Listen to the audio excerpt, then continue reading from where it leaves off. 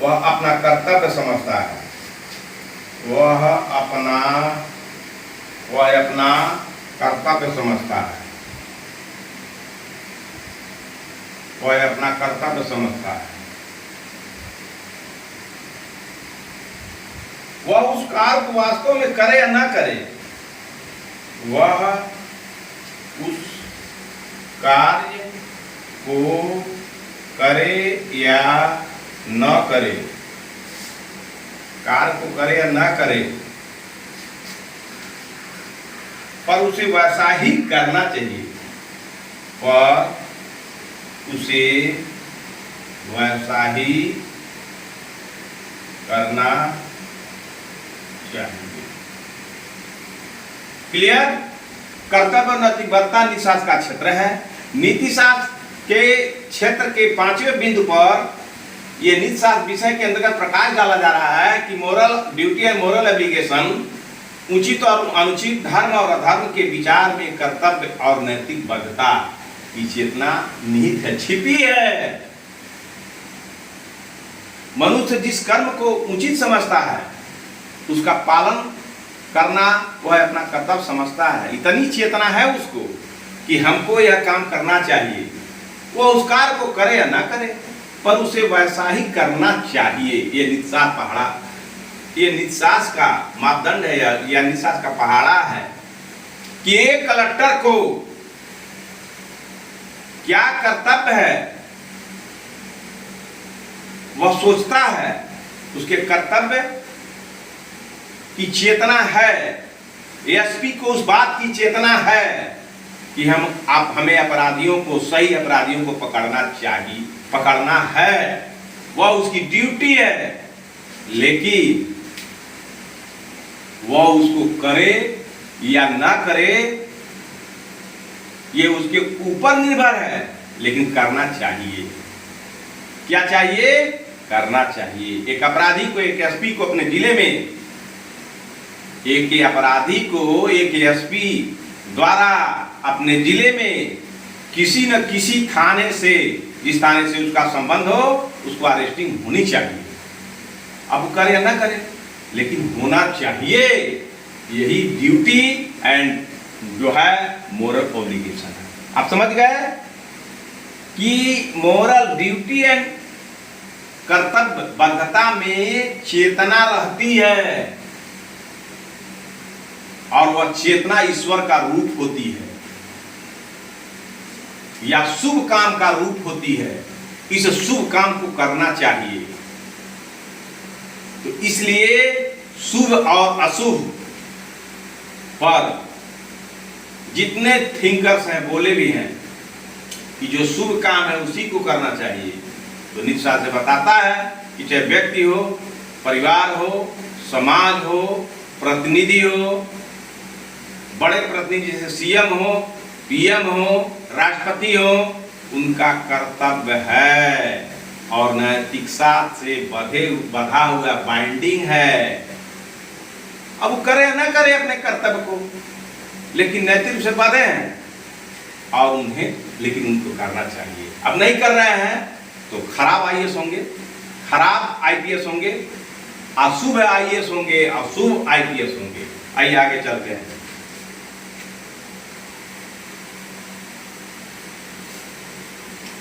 तो नीतिशास्त्र के क्षेत्र यहां तक कर्तव्य और नैतिकता, duty and obligation, duty and obligation,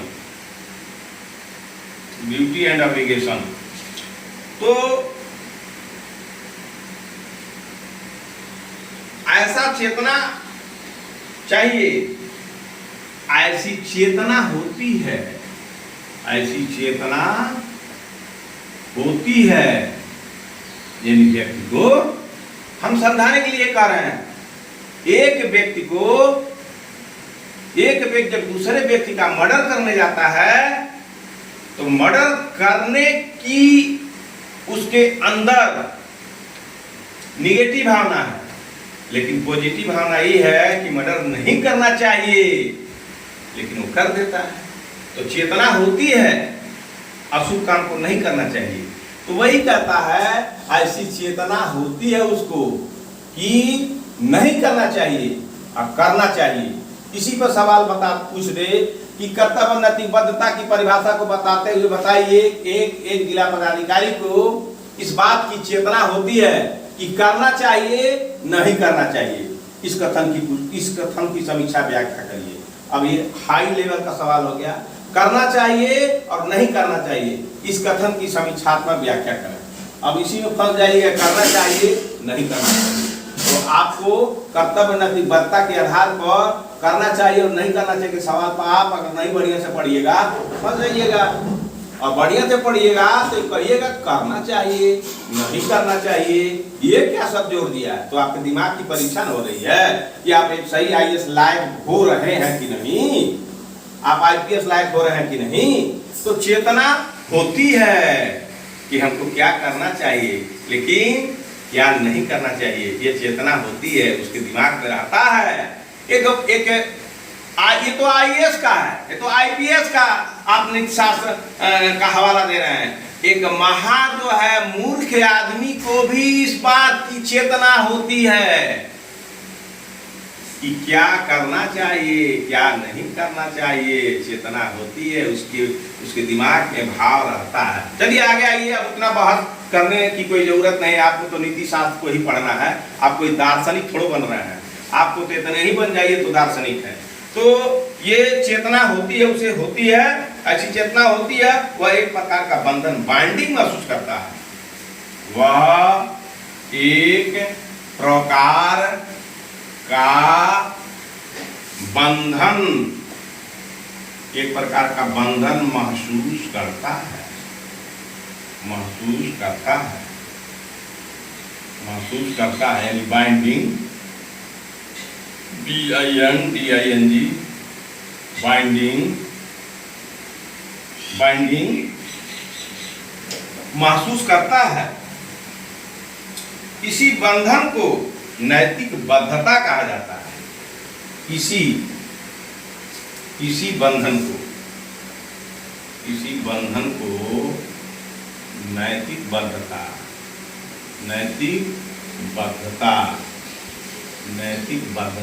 यानी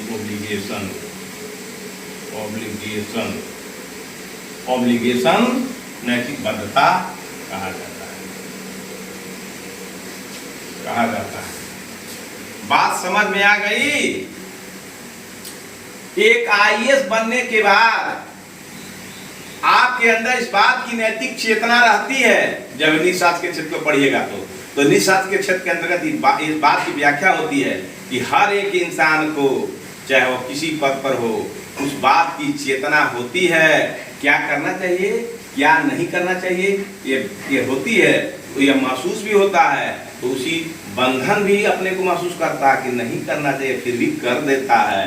तो शुभ और अशुभ, तो शुभ को छोड़ के कभी अशुभ कर देता है, तो उसके दुष्परिणाम उसको भोगने होते हैं। तो ठीक उसी तरह से अगर आप आईएएस बन के जाइएगा और बाइंडिंग महसूस करते हैं और फिर उसी को दोहराते हैं, तो आप अच्छे आईएएस के श्रेणी में नहीं आइएगा। तो आपके पढ़ने या न पढ़ने में कोई अंतर थोड़ा है, अनपढ़ और आप में कोई अंतर थोड़ा है कि आप आईएएस बन के आए भी हैं और फिर वही जो बाइंडिंग वाली चीज़ है उसी को दोहराते हैं। तो भाई अच्छी बात नहीं है। इसलिए नीति शास्त्र का क्षेत्र के विषय में आपका ज्ञान खुलेगा तो आप अच्छे कलेक्टर और अच्छे एसपी बनिएगा।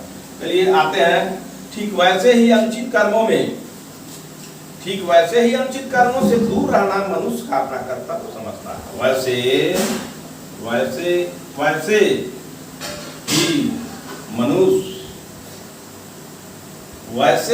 वैसे भी मनुष्य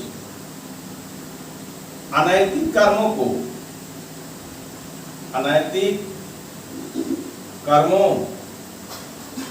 से दूर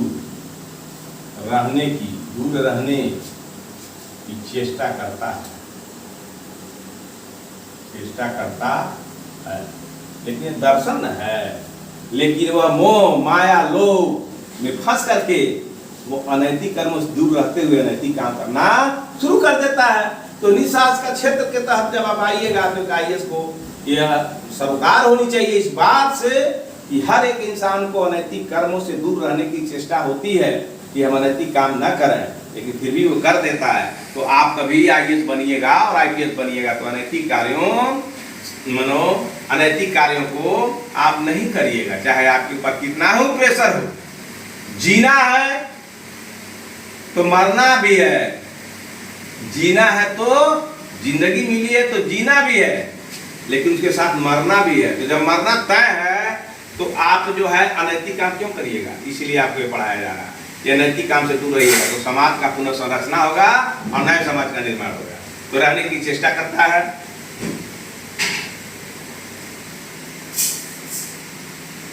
यहाँ भी वह अपने को उसी प्रकार नैतिक बंधन के अधीन अनुभव करता है। यहाँ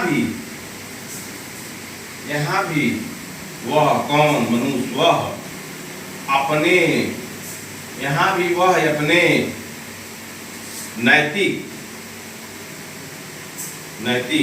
वह अपने नैतिक बंधन के अधीन अनुभव करता है। नैतिक बंधन के अधीन अनुभव करता है। बंधन माने बाधा हुआ कि ये काम नहीं करना है, अनुभव करता है, लेकिन नैतिक बंधन को तोड़ देता है और वह नैतिक कार्यों में संलिप्त हो जाता है।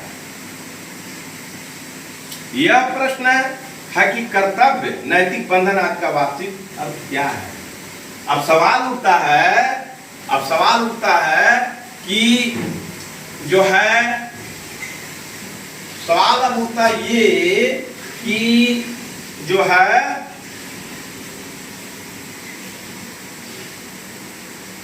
कर्तव्य और नैतिक बंधन आदि का वास्तविक कर्तव्य क्या है? सवाल उठता है, यह प्रश्न उठता है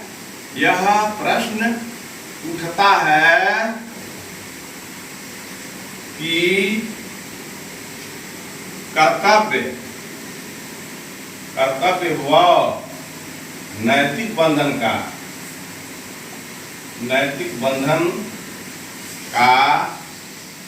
वास्तविक अर्थ क्या है? वास्तविक अर्थ क्या है? सवाल उठता है क्या है? तो यह विमर्श निश्वास का विषय है। तो यह विमर्श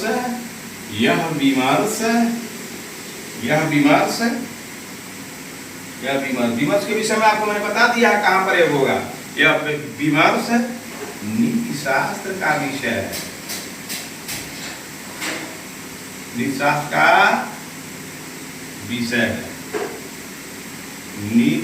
का विषय है। क्लियर हो गया? तो नीति शास्त्र के क्षेत्र के अंतर्गत क्या है? कर्तव्य और नैतिक बंधन का वास्तविक अर्थ क्या है? यह विमर्श नीति शास्त्र का भी विषय है। तो आइए, हमने आपको 5वां पॉइंट बता दिया कि नीति शास्त्र के क्षेत्र के अंदर कर्तव्य और नैतिक बाध्यता भी आता है।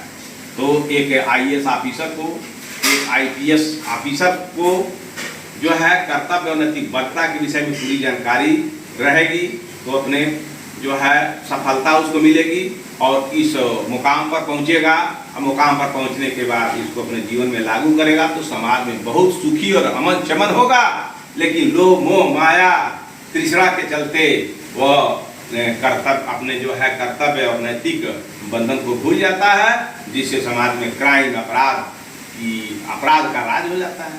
तो ऐसे अधिकारी को लोग भ्रष्टाचारी कहते हैं, भ्रष्ट आचरण वाले कहते हैं। तो ये सब आपको नहीं करना होगा, यही आपकी अच्छी पढ़ाई होगी, यही नीति शास्त्र के तो इस तरह की शिक्षा नीति शास्त्र के क्षेत्र के अंतर्गत आता है। ठीक है, तो अब आइए, उचित कर्मों को पुण्य और अनुचित को पाप कहा जाता है। उचित कर्मों को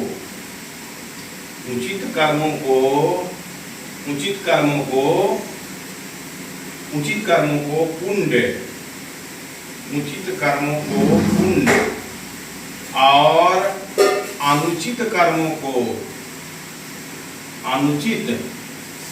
कर्मों को पाप कहा जाता है। पाप कहा जाता है। क्लियर हो गया?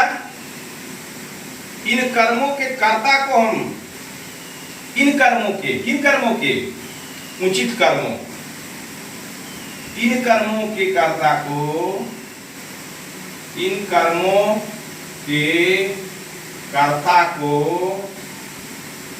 हम धर्मी या अधर्मी कहते हैं।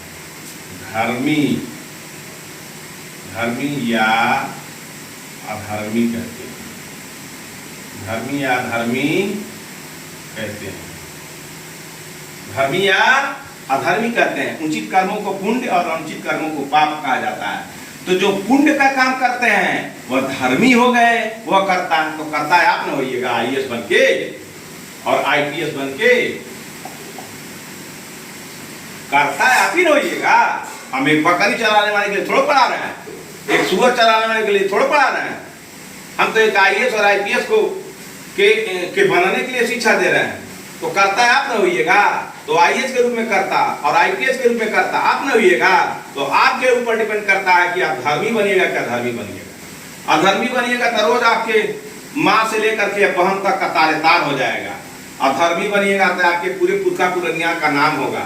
इसलिए नीति शास्त्र को पढ़ना जरूरी है और एक अच्छे कलेक्टर एक IPS को पढ़ना जरूरी है। तो इसलिए जो है इस चीज को बताया जाता है कि उचित कर्मों को पुण्य और पाप, अनुचित कर्मों को पाप कहा जाता है। तो इन उचित और पुण्य और पाप वाले जो कर्ता होंगे यानी IAS और IPS होंगे, उनको धर्मी या अधर्मी की श्रेणी में बांट दिया जाता है। ठीक है, और उनके लिए उसे ही उत्तरदायी ठहराते हैं और उनके लिए उसे ही उत्तरदायी ठहराते हैं, उसे ही उत्तरदायी ठहराते हैं। यानी यहाँ कोई भगवान नहीं है जो काल्पनिक सब भगवान है, वो नहीं है। आप ही उसके उत्तरदायी हैं, आप ही उसके रिस्पांसिबल हैं। रेस्पॉन्सिबल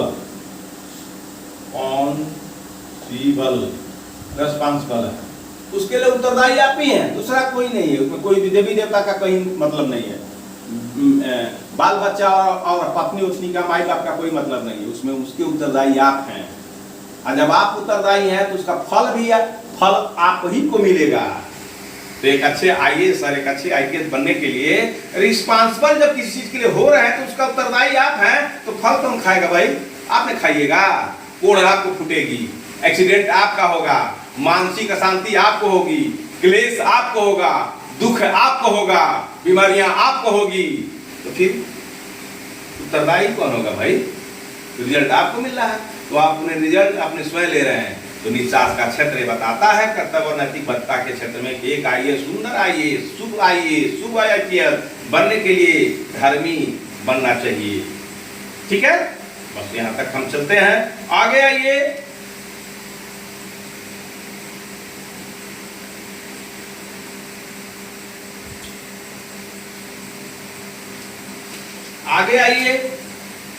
आपको ले चलते हैं और ज्ञान की तरफ। हम तो बार बार यही कहेंगे कि आप IAS और IPS से मतलब संघ लोक सेवा आयोग की तैयारी करते हैं तो मूलूज उदाहरण नहीं देते हैं, उदाहरण उसी का देते हैं। तो अनुचित कर्मों के लिए मनुष्य दोषी ठहराया जाता है। अनुचित कर्मों के लिए मनुष्य ही दोषी ठहराया जाता है। अनुचित कर्मों के लिए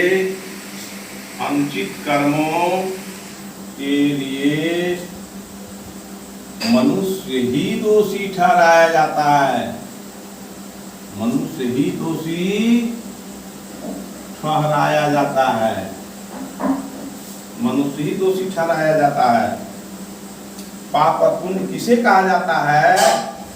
पाप और पुण्य किसे कहा जाता है?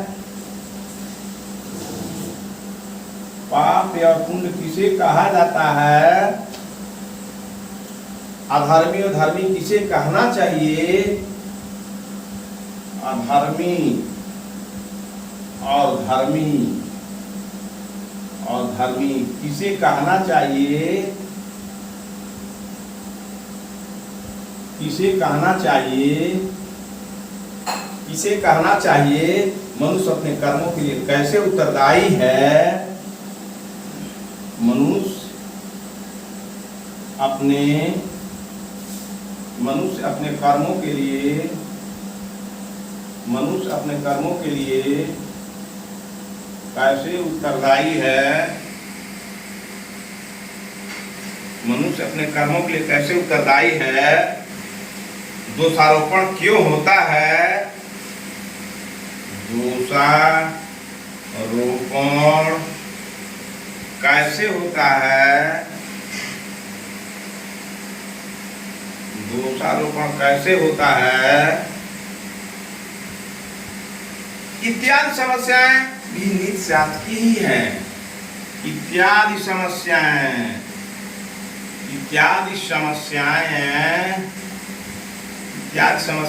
नीति शास्त्र की ही हैं। नीति शास्त्र की ही हैं। ठीक है, तो आप जान गए कि कर्तव्य और नैतिक बद्धता भी नीति शास्त्र का क्षेत्र है। अब इस कर्तव्य और नैतिक बद्धता के वास्तविक अर्थ को समझ लिए तो आप समझ गए कि एक IAS को कर्तव्य परायण होना चाहिए। लेकिन कौन कर्तव्य परायण, जो बाइंडिंग मोरल है उसके तहत जो कर्तव्य परायण होगा वह होना चाहिए। कर्तव्य तो यह भी है कि हम मार दिए तो यह भी एक कर्तव्य है। कार्य को करना ही कर्तव्य है। तो कौन कार्य अच्छे हैं, कौन कार्य बुरे हैं। तो जो अच्छे कार्य हैं तो आप अच्छे कर्तव्य परायण कहे जाइएगा, जो बुरे कार्य हैं तो बुरे कर्तव्य परायण कहे जाइएगा। ठीक है, और बाइंडिंग अगर तोड़ देते हैं तो आपको दुष्परिणाम मिलेंगे तो अधर्मी कहे जाइएगा। अधर्मी IAS, अधर्मी IPS। और मनुष्य अपने कर्मों के लिए कैसे उत्तरदायी है और दोषारोपण कैसे होता है इत्यादि जितनी समस्याएं हैं वो सब नीति शास्त्र के ही अंतर्गत आती है। क्लियर। अब आइए हम चलते हैं आगे। आपको नेक्स्ट बिंदु है आपका जो है कर्तव्य और कर्तव्य नैतिक बद्धता को पढ़ लिए। आप 6 में आइए। 6 बिंदु है, छठा बिंदु है आपका जो है सद्गुण और दुर्गुण। सद्गुण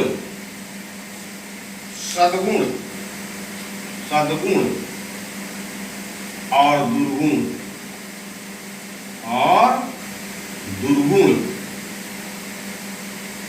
सद्गुण और दुर्गुण। virtue and vice। virtue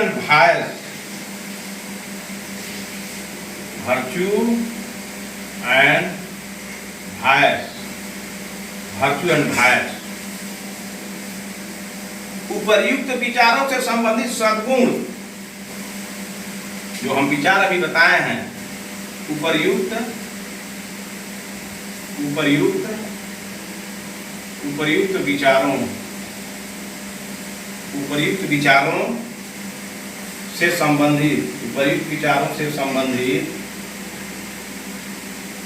विचारों से संबंधित सद्गुण। दो में हलत लगाइएगा, लिखते समय गलत हो जाएगा। सद्गुण VIRTUE virtue and दुर्गुण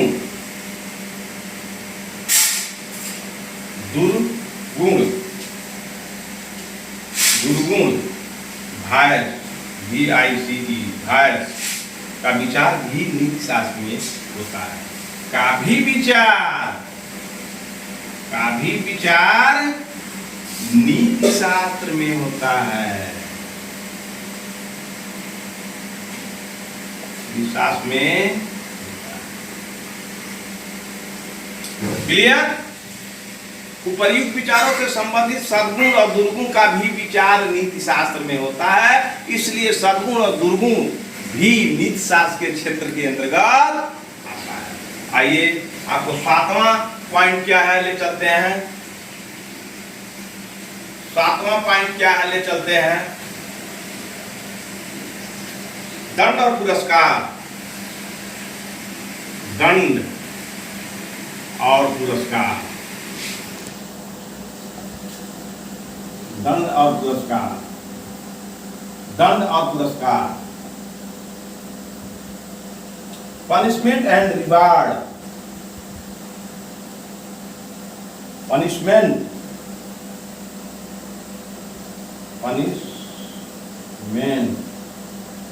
एंड रिवार्ड। जब आप कलेक्टर बन जाइएगा तो पनिशमेंट भी दीजिएगा अपने कर्मचारियों को। आईपीएस बन जाइएगा तो पनिशमेंट तो देना ही देना है ना, तो आप दीजिएगा किसको? कर्मचारियों के साथ साथ अपराधियों को भी। तो एक अच्छा अगर आईपीएस बन गए और कोई बहुत बड़ा दिग्गज अपराधी है तो पहले रिफॉर्मेटिव थियरी आप पढ़े हैं, तो उसको पहले बुलाइए, समझाइए अपने यहाँ और उसको कहिए यार तुम अपना आदत छोड़ दो, तुमको रिवार्ड देता हूं अच्छा काम करने के लिए। अगर वो नतमस्तक हो जाता है और उसको अपने सरेंडर करा देते हैं और कहता अब हम गलत काम नहीं करेंगे हुजूर, तो उसको पनिशमेंट मत दीजिए, उसको रिवार्ड दीजिए। किस बात के लिए? कि गलत काम छोड़ दिया है। इसलिए अच्छे अच्छे आईपीएस होते हैं तो बदमाशों को बुलाते हैं अपने यहाँ, क्योंकि बदमाश तो ज्ञानी नहीं होता है, वो सब बाइंडिंग तोड़ के जाता है। इसलिए अच्छे आईपीएस अगर बनना है तो रिवार्ड हमेशा दिमाग में रखिएगा। कौन ऐसा हम करें काम जिसे हम पुरस्कार उसको दे सकें, कैसे करा दें उसको पुरस्कार वाला काम, तो अच्छे आईपीएस हो जाइएगा। अब उसको रात दिन घेर करके कहिए इनकाउंटर कर दीजिए, फलाने का फोन आया है, तो ये तो बात ठीक नहीं है। क्योंकि एक आदमी को जान से मार देने से बेहतर है उसको बुला के समझाना चाहिए कि यार ये काम क्यों करते हो, तुम्हारे साथ क्या जाएगा, क्या लेके आए हो। एक आईपीएस के लिए बहुत महत्वपूर्ण है निशासकीय क्षेत्र दंड और पुरस्कार का। अगर अच्छा दरोगा है, थाना चलाता है, तो घूस के लिए उसका थाना मत चेंज करिए और परेशान हो जाएगा। और मालेमाल लीजिएगा तो वो कहीं रिवार्ड वाला काम करेगा, तो जब वो रिवार्ड वाला काम नहीं करेगा तब कर पाइएगा। तो आप भाई अपना भ्रष्टाचार विचार आज ही छोड़ दीजिए आईएएस और आईपीएस बनने के पहले। तो दंड और पुरस्कार की जरूरत आपको पड़ती है, तो आप ज्यादा से ज्यादा पुरस्कार के ही फेरा में रहिएगा, तो आप अच्छे आईपीएस होइएगा। पुरस्कार दीजिए, मैंने अपराध को बंद कर दिया, फलाना अपराधी को सुधार दिया। जैसे किरण बेदी एक आईपीएस थी ना, तो वह जेल में थी, तो जेल में जितने कैदी थे उसको अच्छा बना दी थी और फिर आईपीएस से रिजाइन देके वो सामाजिक सेवा में लग गई है। ठीक उसी तरह से किरण बेदी भी नीतिशास्त्र की जानकार थी, तभी ना वो क्रिमिनलों को पढ़ाती थी और वो क्रिमिनल अच्छे जेल में अच्छा अच्छा काम करते थे। तो आप भी अगर दंड पुरस्कार को नीतिशास्त्र के क्षेत्र के अंदर जो आता है इसको आप अच्छे से पढ़िएगा, समझिएगा, गुनिएगा, धुनिएगा, तो आप भी अच्छे आईपीएस और अच्छे आईएएस बन जाइएगा। तो ये कार्य भी नीतिशास्त्र के क्षेत्र के अंदर आता है। आइए अब चलते हैं नीतिशास्त्र के कार्य क्षेत्र के अंतर्गत और क्या आता है। बात हम आइए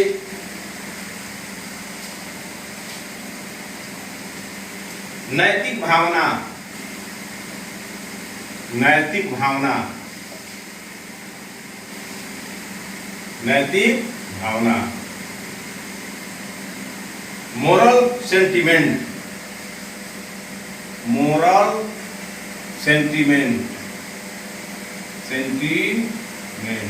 मोरल सेंटिमेंट। अच्छा आदमी जो होता है कभी रो देता है, तो जो दिल के कठोर होते हैं कहता है सेंटिमेंटल आदमी है, उसी को बुराई करता है। अपने में झांक के नहीं देखता कि हम कितना दुर्गुणी हैं। कि वो रो रहा तो उसका रोने का कारण पूछना चाहिए, क्यों रो रहे हो भाई, तो अपने अपने दिल की बात बताता। तो भावनाएं बाहर थोड़ा होती हैं, भावनाएं अंदर होती हैं। तो वह मोरल जो है सेंटिमेंट जो होता है, इस मोरल सेंटिमेंट के आधार पर थोड़ा सा आना चाहिए। मानव तो एकदम मानव इतना खराब हो चुका है कि उनको नीति शास्त्र का ज्ञान कराया जा रहा है आईएएस अफसरों को, आईपीएस अफसरों को। पहले कहाँ था, इथिक्स नहीं था। अब इतना समाज में बदलाव आ गया है कि कठोरता से कठोर अपराध करता है। तो इसीलिए एक आईएएस एक आईपीएस को नीति शास्त्र का ज्ञान कराया जाता है कि उसको कैसे मोरल सेंटिमेंट को पकड़िएगा और उसको मोरल सेंटिमेंट के तरफ ले जाइएगा। तो ये भी नीति शास्त्र के क्षेत्र के ही अंतर्गत आता है। तो आइए नैतिक निर्णय के साथ नैतिक भावना, नैतिक निर्णय के साथ नैतिक निर्णय के साथ नैतिक निर्णय के साथ नैतिक भावना, नैतिक निर्णय के साथ नैतिक भावना का भी प्रश्न उठता है। का भी प्रश्न उठता है, का भी प्रश्न उठता है। उचित या अनुचित कर्मों के साथ आनंद और विषाद की अनुभूति होती है। उचित और अनुचित कर्मों के उचित और अनुचित कर्मों के साथ, उचित और अनुचित कर्मों के साथ आनंद और विषाद की अनुभूति होती है,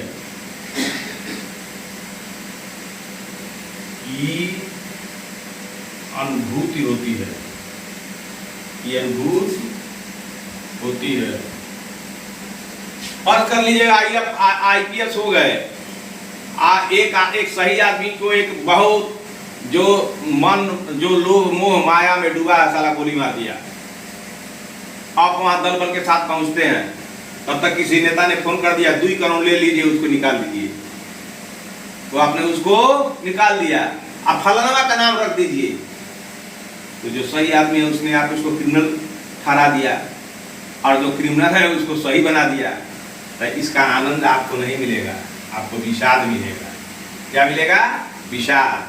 तो आपका ब्लड प्रेशर की बीमारी हो जाएगी, ब्रेन हेमरेज का प्रथम चरण हो जाएगा, ब्लड शुगर का प्रथम चरण पैदाइशी कर लिए। क्लियर? तो इस तरह से विषाद वाला काम नहीं करना चाहिए। ये नैतिक भावना नीति शास्त्र के क्षेत्र के अंतर्गत आती है, और आपको सिखाया जाता है कि IAS में तभी पास करिएगा भी जब ये आनंद और विषाद को समझ करके और बढ़िया सवाल लिखिएगा, तो पास कर जाइएगा। लेकिन सिलेक्शन के बाद अगर आनंद और विषाद में अंतर नहीं करके काम करिएगा, तो आप गोल भी हो जाइएगा बीजेपी में। बहुत सारी समस्याएं फिर जिंदगी में आएगी जो दवाइयों से ठीक नहीं होगा। बस हम आपको इतना ही समझा रहे हैं। आगे आइए, तो नीति शास्त्र के क्षेत्र के अंदर नैतिक भावना भी आता है। इसलिए उनका नैतिक निर्णय में क्या स्थान है, इसका विमर्श इसी शास्त्र में होता है। इसलिए नैतिक निर्णय में, नैतिक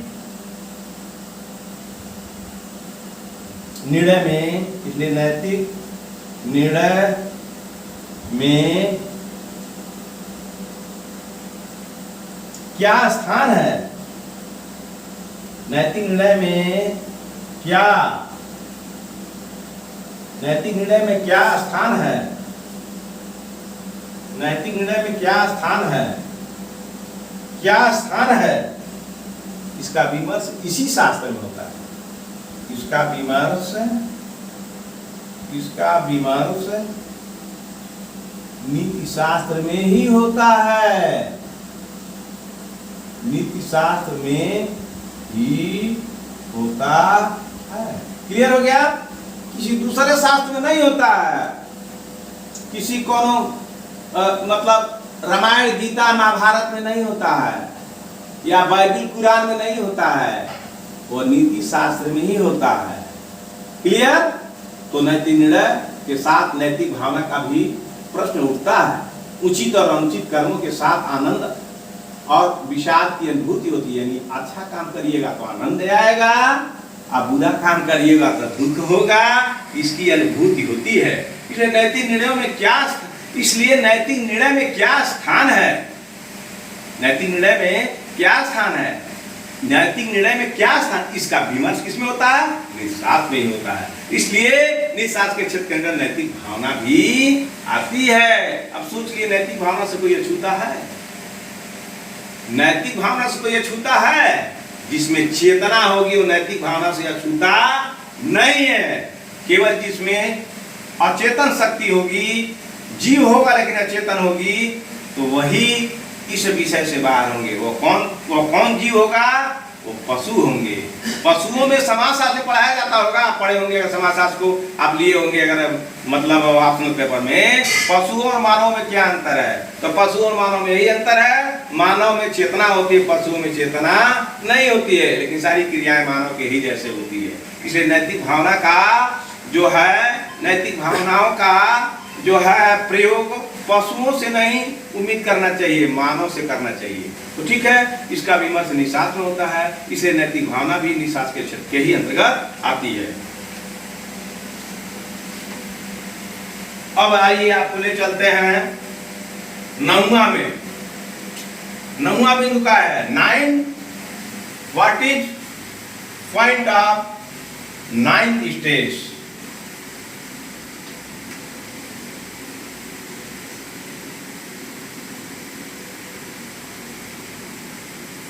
ठीक है, तो आइए हम निकलते हैं अब 9th में। 9th बिंदु क्या कहता है आपको नीतिशास्त्र के क्षेत्र के अंतर्गत? नीतिशास्त्र का मुख्य उद्देश्य है नैतिक आदर्श का निश्चयीकरण। नीतिशास्त्र का मुख्य उद्देश्य, नीतिशास्त्र का मुख्य उद्देश्य, नीतिशास्त्र का मुख्य उद्देश्य, नीतिशास्त्र का मुख्य उद्देश्य है नैतिक आदर्श का निश्चयीकरण। एक उद्देश्य है नैतिक आदर्श का, नैतिक आदर्श का, नैतिक आदर्श का निश्चयीकरण, निश्चयीकरण। यह भी नीतिशास्त्र के क्षेत्र के अंतर्गत आता है। तो नीतिशास्त्र का मुख्य उद्देश्य क्या है? नैतिक जो आदर्श हैं, जैसे मानव मूल्य, शैक्षणिक मूल्य, राजनीतिक मूल्य, धार्मिक मूल्य, जैविक मूल्य, ये सब क्या है? ये आदर्श हैं। तो इसका निश्चय होता है किसमें? नीतिशास्त्र के क्षेत्र के अंतर्गत। तो आगे चलते हैं, जिसके द्वारा कर्मों का मूल्यांकन किया जाता है, जिसके द्वारा कर्मों का, जिसके द्वारा कर्मों का, जिसके द्वारा कर्मों का मूल्यांकन किया जाता है, जिसके द्वारा कर्मों का मूल्यांकन किया जाता है। गौण रूप से नीतिशास्त्र का लक्ष्य विशेष कर्तव्यों का, गौण रूप से, गौण रूप से नीतिशास्त्र, गौण रूप से नीतिशास्त्र का लक्ष्य, नीतिशास्त्र का लक्ष्य विशेष कर्तव्यों का, विशेष कर्तव्यों का, विशेष कर्तव्यों का तथा विशेष परिस्थिति में, तथा विशेष परिस्थिति में, विशेष परिस्थिति में मानव चरित्र के विकास के नियमों का निरूपण भी है। विशेष परिस्थिति में मानव चरित्र, मानव चरित्र के विकास, मानव चरित्र के विकास का निरूपण भी है। मानव चरित्र के विकास का निरूपण भी है। अब समझ जाइए नीतिशास्त्र का मुख्य उद्देश्य क्या है? नीतिशास्त्र का मुख्य उद्देश्य है नैतिक आदर्श का निश्चयीकरण करना है। क्या करना? नैतिक जो आदर्श है, आइडिया है। आइडिया में क्या होता है? एक विचार, उसको कोई देख नहीं सकता, अनुभूत किया जा सकता है। उसको एकदम से सर्टेन करना है, निश्चय करना है, एकदम दृढ़ है। मेरा नैतिक आदर्श है, मैं 2 करोड़ रुपए में नहीं बिकूंगा या 10 करोड़ में नहीं बिकूंगा। उसको मैं एक अच्छा आईपीएस होने के नाते मैं उस गंदे पैसे पर पेशाब कर दूंगा, थूक दूंगा। ये नैतिक आदर्श का निश्चयीकरण। क्लियर? तो आपको इसीलिए पढ़ाया जा रहा है और यही नीतिशास्त्र का क्षेत्र है। तो नीतिशास्त्र का मुख्य उद्देश्य है नैतिक जो आदर्श हैं उन पर कभी पानी नहीं फेरना चाहिए, किसी के हाथ से अपने जिस्म को नहीं बिकने देना चाहिए, चाहे वो कितना ही पूंजीपति हो। यही आईएएस और आईपीएस, अच्छे आईएएस आईपीएस की निशानी है। तो जब पैसे पर ही जब आप बिक जाइएगा आईएएस बनने के बाद, तो आप तो भाई आपसे ना गिरा कोई इंसान पृथ्वी पर है ही नहीं। यानी पशुओं से भी नीचे आते ले जाइएगा। इसलिए निशास्त्र आपको शिक्षा देती है कि निशास्त्र के क्षेत्र के अंदर निशास्त्र का मुख्य उद्देश्य यही है कि नैतिक आदर्श का निश्चयकरण करना प्रत्येक आईएएस और प्रत्येक आईपीएस का काम होना चाहिए। यह निशास्त्र आपको बताती है जिसके द्वारा कर्मों का मूल्यांकन किया जाता है। इसी निश्चयकरण के आधार पर आपके कर्म का मूल्यांकन, मूल्य आप में है तो मूल्य है तो कितना है, 1%, 2%, 3%, 100%, इसी का मूल्यांकन किया जाता है। गौण रूप से नीति शास्त्र का लक्ष्य विशेष कर्तव्यों का तथा विशेष परिस्थितियों में मानव चरित्र के विकास का निरूपण है। मानव का जो चरित्र है उसको डेवलप करता है, उसको बदलता है। मानव का चरित्र के विकास का निरूपण करता है। मानव का अगर चरित्र कम है तो उसको 100% चरित्र के निर्माण करना है।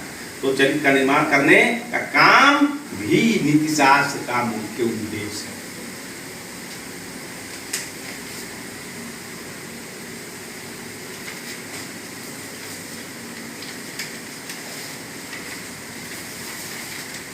आइए अब चलते हैं। आपको 10वां बिंदु क्या है नीति शास्त्र का क्षेत्र के अंतर्गत। 10वां बिंदु क्या है नीति शास्त्र के क्षेत्र के अंतर्गत?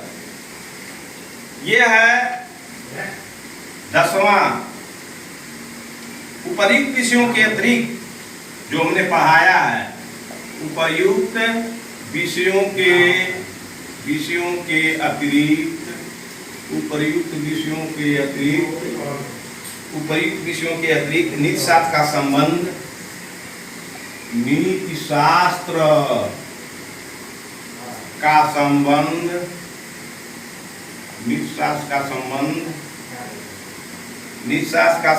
मानव आचरण से है। नीति शास्त्र का संबंध मानव आचरण से है। मानव आचरण से है। नैतिक नियमों का संबंध मानव आचरण से है। नीति शास्त्र में आदर्श आचरण के स्वरूप की विवेचना की जाती है। नीति शास्त्र में मानव के आचरण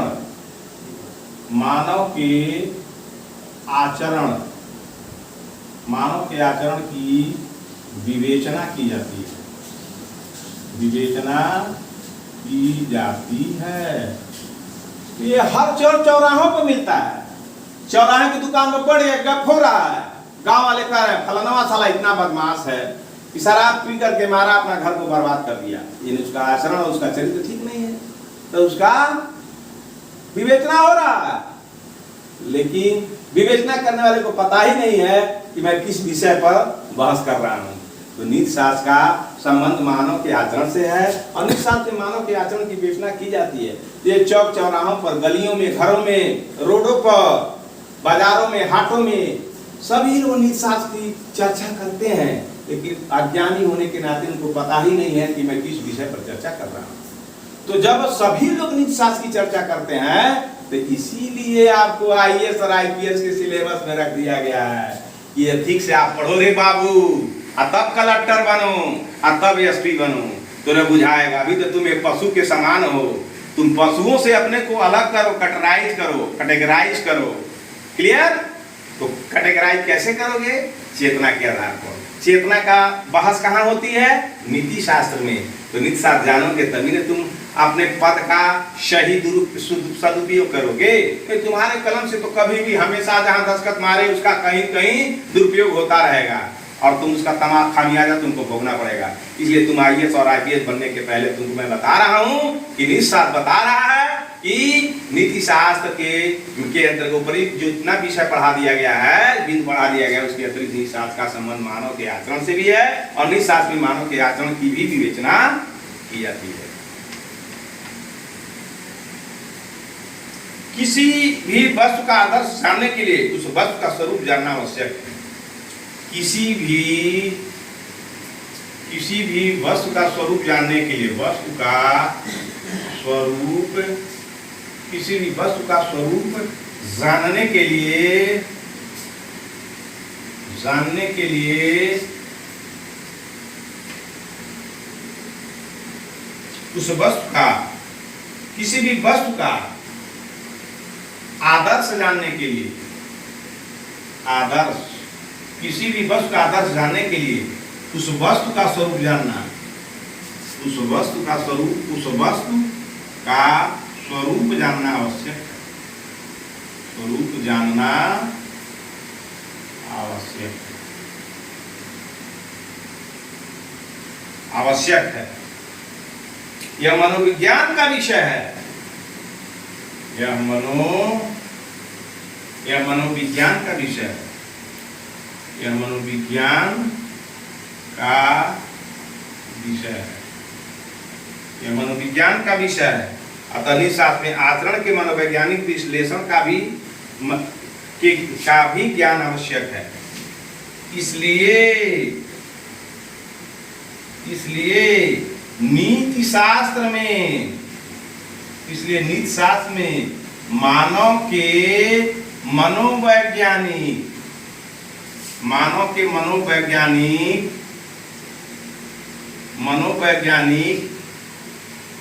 ज्ञान का विश्लेषण आवश्यक है।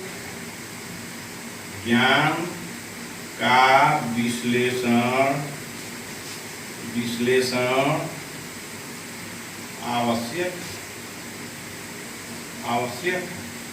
क्लियर हो गया कि जितना आपने बिंदु पढ़ा उसमें उस विषयों के अलावा नीतिशास्त्र का संबंध मानव आचरण से है। नीतिशास्त्र में मानव के आचरण की विवेचना की जाती है। किसी भी वस्तु के आदर्श जानने के लिए उस वस्तु के स्वरूप को जानना जरूरी है। यह मनोविज्ञान का विषय है। इसलिए मनोविज्ञान भी नीतिशास्त्र के क्षेत्र के ही अंतर्गत आता है। इसलिए नीतिशास्त्र का मानव मनोवैज्ञानिक ज्ञान का विश्लेषण आवश्यक है। क्लियर। अब आइए, मनुष्य की अच्छी क्रियाओं का मूल्यांकन भी नीतिशास्त्र में होता है। मानव के अच्छी क्रियाओं का विश्लेषण भी नीतिशास्त्र में होता है। इसलिए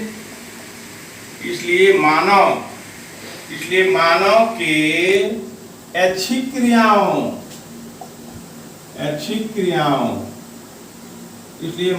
अच्छी क्रियाओं का विश्लेषण भी इसलिए मानव की अच्छी क्रियाओं का विश्लेषण भी नीति शास्त्र में ही होता है। नीति शास्त्र में ही होता है। क्लियर। पर उनकी विधि तथा स्वरूप का ज्ञान मनोविज्ञान में मिलता है। पर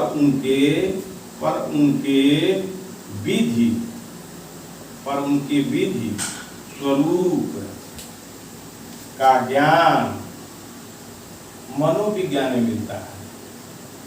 मनोविज्ञान में मिलता है।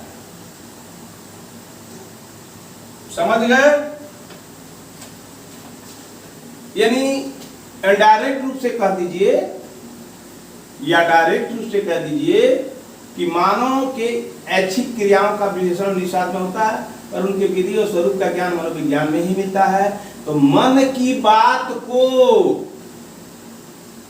की व्याख्या नीति शास्त्र में ही होती है, लेकिन ये एक अलग नीतिशास्त्र का क्षेत्र हो जाता है। जिसे मन का विज्ञान, मनोविज्ञान भी नीतिशास्त्र के क्षेत्र के ही अंतर्गत आता है। आत्मा की अमरता,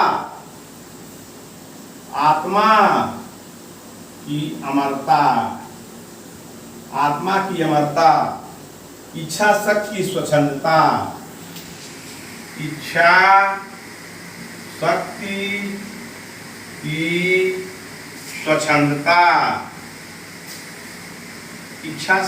स्वच्छंदता, इत्यादि स्वरूप का ज्ञान मनोविज्ञान में मिलता है। स्वच्छंदता इत्यादि विषय का तत्व शास्त्र इत्यादि विषय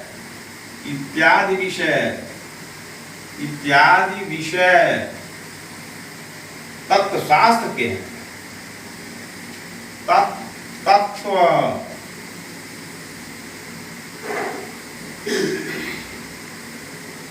तत्व शास्त्र के हैं। तत्वशास्त्र के हैं, पर निशास्त्र उन्हीं पर अवलंबित है। पर नीति शास्त्र उन्हीं पर अवलंबित है, अवलंबित है, और टीका है। तो मेटाफिजिक्स से कहते हैं, क्या कहते हैं? तत्वशास्त्र के हैं, पर निशास्त्र उन्हीं पर अवलंबित है। तो मेटाफिजिक्स क्या है? मानो किस सूक्ष्म तत्वों से इस ब्रह्मांड का निर्माण हुआ है, यह भी निशास्त्र के क्षेत्र के अंतर्गत आता है, तो उसे मेटाफिजिक्स कहते हैं। तो तत्वशास्त्र, तो हमारे हमारे हमारे दार्शनिक इतने हैं, खड़दर्शन भारत का, सब वेद पुराण, सांख्य वैशेषिक, बौद्ध, जैन, ये जितने दर्शन हैं आपके, चारवाक का जो फिलॉसफी है, जो यथार्थवादी है, और तो उसका भी, और जो भारत के जो दर्शन हैं वह मेटाफिजिक्स के ही अंतर्गत आते हैं। ये उस दर्शनों में इसकी व्याख्या होती है कि परम तत्व क्या है, वह परम तत्व क्या है जिससे पूरे दुनिया का सृष्टि हुआ है। तो निशास्त्र के क्षेत्र से कौन न छूता है, इसलिए इसका ज्ञान आप IAS होके कराया जाता है। यार आप जानो कि पूरे जगत, पूरे ब्रह्मांड का निर्माण किन सूक्ष्म तत्वों से हुआ है। इतना जानकारी जिस IAS को हो जाएगा, जिस IPS को हो जाएगा, वो कभी घूस पर और किसी दावा पर काम करेगा? क्या कोई मंत्री तुम्हारे इस IPS का बिल्ला छीन सकता है? क्या कोई मंत्री, प्रधानमंत्री हो, राज्यपाल हो, राष्ट्रपति हो, कोई प्रतिनिधि हो, इस बिल्ले को छीन सकता है? तुम IAS बन गए हो या बनने के प्रयास में हो, बन जाओगे तो नेता भी बन सकते हो, लेकिन एक प्रधानमंत्री एक छोटी सी परीक्षा भी नहीं पास कर पाएगा। इसलिए उस दबाव में रहकर काम कभी नहीं करना। जब तक उसका फोन आए तब तक अपना सारा काम निष्पादन कर देना, और जी सर करके कह देना कि वो तो कार्य हो गया है, उसका फोन वहीं के वहीं रह जाएगा। यही नीति शास्त्र बताता है, और ये नीति शास्त्र जानिएगा तो आप कभी भी विषाद की दुनिया में नहीं रहिएगा। व्यक्ति का समाज से संबंध, समाज का विकास, सब समस्याएं समाज शास्त्र की है। व्यक्ति का विकास और व्यक्ति की समस्याएं, ये विषय समाज शास्त्र का है। व्यक्ति का समाज से संबंध, व्यक्ति का समाज से संबंध, व्यक्ति का समाज से संबंध, समाज का विकास, समाज का विकास, समाज का विकास इत्यादि समस्याएं समाज शास्त्र की है। इत्यादि समस्याएं समाज शास्त्र की है। समाज शास्त्र की है, पर नीति शास्त्र भी उनसे संबंधित है। पर नीति शास्त्र भी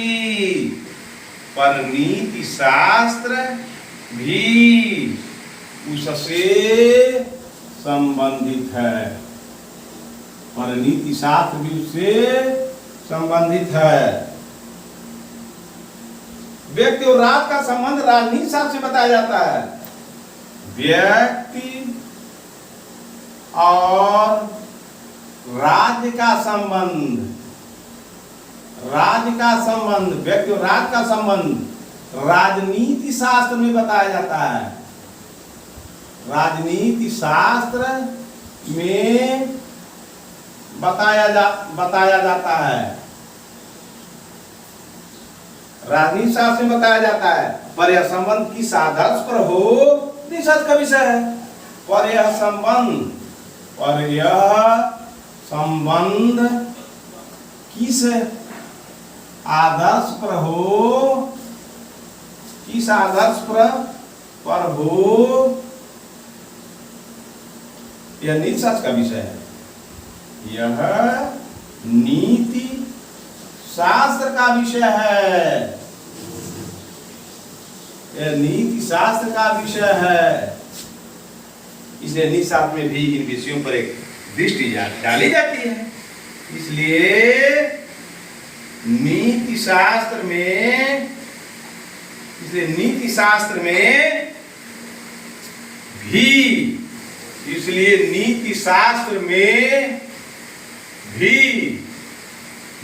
में भी इन विषयों पर एक दृष्टि डाली जाती है। जैसे व्यक्ति का समाज से संबंध, समाज का विकास इत्यादि समस्याएं समाजशास्त्र से है, और नीति शास्त्र भी उससे संबंधित है। तो इसका मतलब समाजशास्त्र, पूरा समाजशास्त्र नीति शास्त्र के क्षेत्र के अंदर आता है। ठीक उसी तरह से मन की बातें मनोविज्ञान से है, तो मनोविज्ञान का संबंध भी नीति शास्त्र के अंदर आता है। मनोविज्ञान भी नीति शास्त्र के क्षेत्र के अंदर आता है।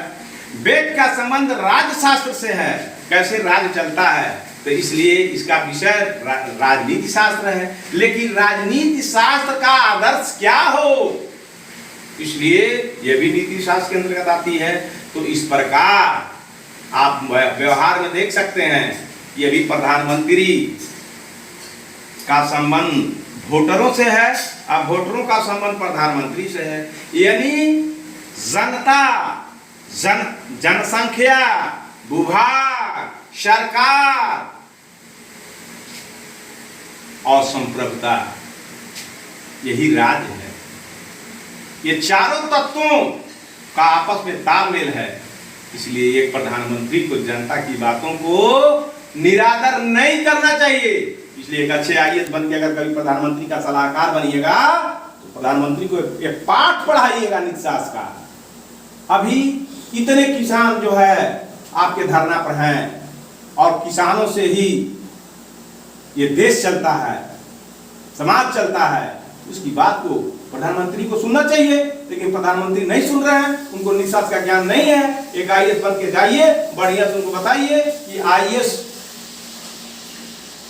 का क्या काम है और नीति शास्त्र का क्या काम है। तो उसे अनपढ़ को, जो प्रतिनिधि अनपढ़ हैं, उनको बताना आपका काम है, आईएएस का काम है। क्लियर? इसलिए कहा जाता है लोक प्रशासन में मंत्री न सुखिए होते हैं और आईएएस विशेषज्ञ होते हैं। मंत्री क्या होते हैं? सुखिए होते हैं, न सीखू, नया सीखने के लिए आए हैं, उनको ज्ञान का अभाव रहता है। और आईएएस स्पेशलिस्ट होते हैं। इसीलिए विड्रो विल्सन ने कहा है कि राजनीतिक पदाधिकारियों का अधिकार क्षेत्र प्रशासनिक अधिकारियों के क्षेत्र के बाहर है। कभी भी अगर कोई नेता अगर किसी आईएएस अफसर के क्षेत्र में दखलंदाजी कर दिया तो देश निकम्मा हो जाएगा और राज्य बर्बाद हो जाएगा, जो आपके सामने देखने को मिल रहा है। कहने की क्या बात है कि आपकी जीडीपी 0 माइनस में चली गई। क्यों? वो नौसुखियों की देन है। लंबा चौड़ा भाषण मारेगा यहाँ से वहां पर लगा के, लेकिन स्पेशलिस्ट की बातें नहीं मानेगा, तो देश की स्थिति यही होगी। तो इसलिए राजनीति शास्त्र भी इस नीति शास्त्र के क्षेत्र के ही अंतर्गत आता है। तो अब हम जो है आपको नीति शास्त्र के क्षेत्र को 10 बिंदुओं पर बिंदुवार प्रकार डाल दिया है। अब इसको अच्छे से पढ़िए, लिखिए, नोट बनाइए और मेरे इस वीडियो को सब्सक्राइब करिए और लोगों में और प्रचार करिए कि स्टेप बाय स्टेप जो है आईएएस के क्लास संकल्प आईएएस कोचिंग चैनल के द्वारा फ्री में दिए जा रहे हैं। फ्री में इसको आप पढ़िए और सब्सक्राइब करिए, लोगों को बताइए। और इसी के साथ, इस वीडियो के साथ मैं आज के 5/6/2021 को मैं आपको धन्यवाद देता हूँ। आप स्वस्थ रहिए और व्यस्त रहिए। धन्यवाद।